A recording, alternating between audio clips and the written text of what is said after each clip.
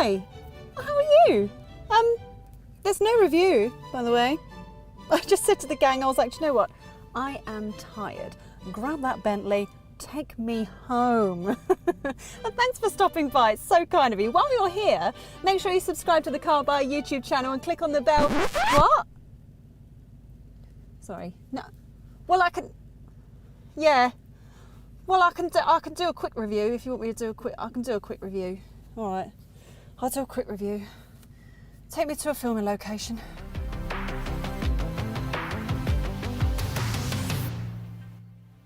We love testing pragmatic, good value cars that quietly fit into daily lives here at Car Buyer, but just like everybody else, we also appreciate a little bit of luxury every now and again.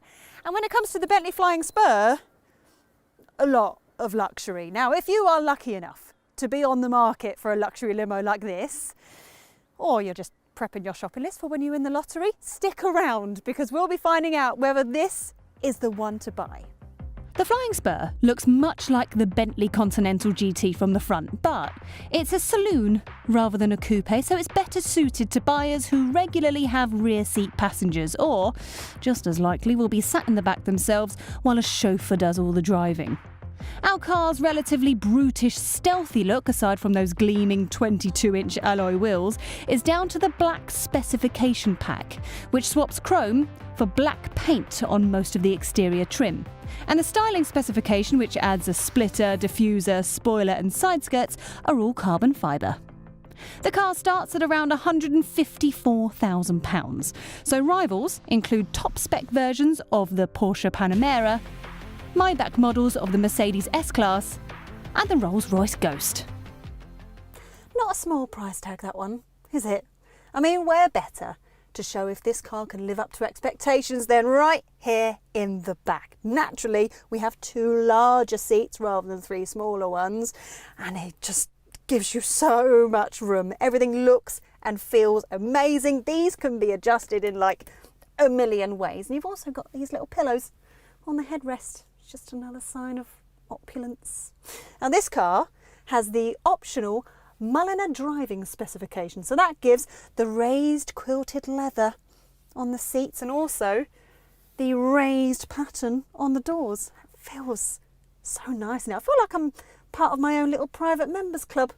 Oh, you've also got tech as well as the fancy materials and craftsmanship like this touchscreen remote control for the VIPs like myself sat in the back here. Now you can control climate control in here, you can control the heated seats and very important things like if the flying bee on the bonnet is on display or not. Just going to hide it quickly.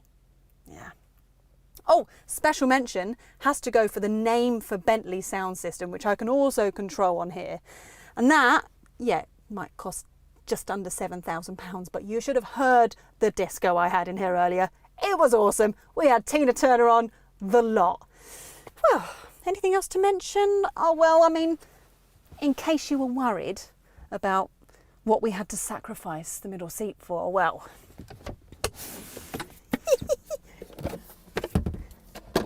champagne cooler, which is where I kept my champagne that I was about to have earlier before I was rudely interrupted by you guys and forced to do a car review. Yeah. Oh, and behind that, 420 litres of boot space, which I suppose is perfect for a weekend away.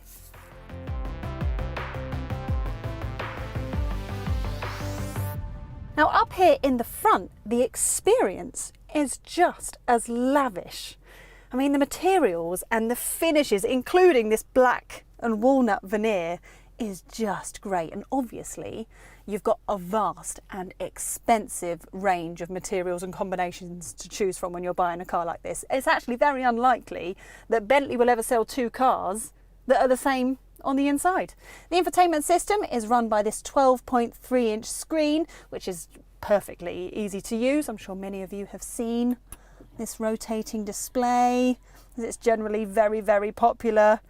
Makes me feel like I'm James Bond. Of course it does, pop it. Problem is, you do have to pay extra money for that. £5,000 to be precise, but You do get to choose between having a nice veneer finish, or you can have the analog dials, or if you fancy the screen, put the screen back if you want to. Now this brings me nicely to the screen behind the steering wheel. It's fully digital and it looks great. I mean, I would like it to be a little bit more Bentley. I would like to have some sort of physical analog element to it. I wonder if they've got a suggestion box somewhere that's made out of like eucalyptus and marble or something. I mean, honestly, I'm nitpicking. That is just personal preference rather than anything actually being bad in here, because everything in here is absolutely wonderful. There are currently 2 models of the Flying Spur on offer.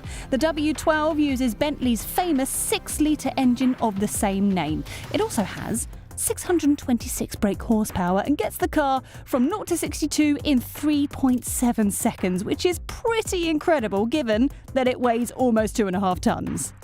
The V8 version was added a little bit later and uses VW Group's twin-turbo 4-litre engine with 542 brake horsepower and a 0 to 62 time of 4 seconds.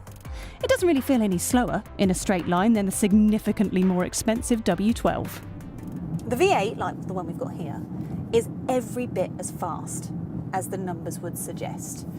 I mean, I know obviously this is a very big and heavy car, but the way it responds when you put your foot down is seriously impressive. You could be putting about at any speed, and all you've got to do is ask for a little bit of acceleration and it's just there instantly and effortlessly in one big wave. It's awesome. Now this Flying Spur has 4-wheel drive, which favours the rear wheels, but that doesn't mean it's going to lose any traction. It doesn't feel like it's going to lose any traction, despite how powerful the engine is. While not everything about this car is strictly logical, some buyers that would buy a car like this are used to having the best of the best, regardless of the price. But it does seem a little bit unnecessary to us to pay an extra £20,000 for the larger W12 engine when this V8 is so fast.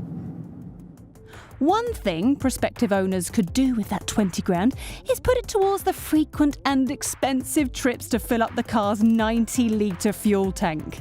Despite cylinder deactivation technology for both engines, which switches half the engine off when full power isn't required, the V8 model officially returns 22.2 miles per gallon with CO2 emissions of 288 grams per kilometre, while the W12 manages 19.1 miles per gallon with 337 grams per kilometre. Okay, so this car goes really fast in a straight line, but what's more amazing is how well this handles corners when you take them quickly or when you're changing direction. Now that is thanks to some very clever engineering, which includes air suspension and active dampers. Now that means that the Flying Spur remains very composed when you're taking bends. All-wheel steering helps in that regard as well. It helps improve manoeuvrability when you're moving a little bit slower, but also when you're cornering and going that little bit quicker. Our car is also helped by the fact that the V8 is a lot lighter than the W12 engine, 100 kilos to be precise, which, yeah, is pretty heavy. I think especially considering the fact that it's all plonked at the nose of the car. At a glance, this seems like the kind of car that you should exclusively enjoy from the rear seats. And I can tell you, having sat back there, that you will. But also, this is a surprisingly lovely car to drive. Of course, it will do cross-country journeys in serene quiet and lovely comfort, and it will soak up every single lump and bump on the way. But also, if you get stuck on a country road, it's still very quick and very good fun. Right, let's run through the deal makers and deal breakers, shall we? The inside of the Bentley Flying Spur is every bit as luxurious and comfortable as you'd expect of a Bentley. It's amazing that a car as big and heavy as this handles as well as it does. And both of the engines on offer are wonderfully powerful. There aren't many cars on the road that offer more space to passengers sitting in the back seats. From the price tag to the cost of options to paying for fuel, nothing about Flying Spur ownership comes cheap. There is no denying that this is an enormously expensive car, one that not many of us will be able to afford. I mean, this one is just over £200,000 once you factor all the options in. But also, this is extremely impressive. It does everything that you could possibly realistically dream it could do, and it does it very, very well. It is comfortable, it is fun to drive, it is luxurious, and it is refined. I mean, if you are after a luxury saloon like this one, I mean, this really is the best of its kind to buy. Now I am going to go and finish that champagne. If you found this video useful, then why not watch our BMW 7 Series review or our luxury cars playlist. Thanks for watching.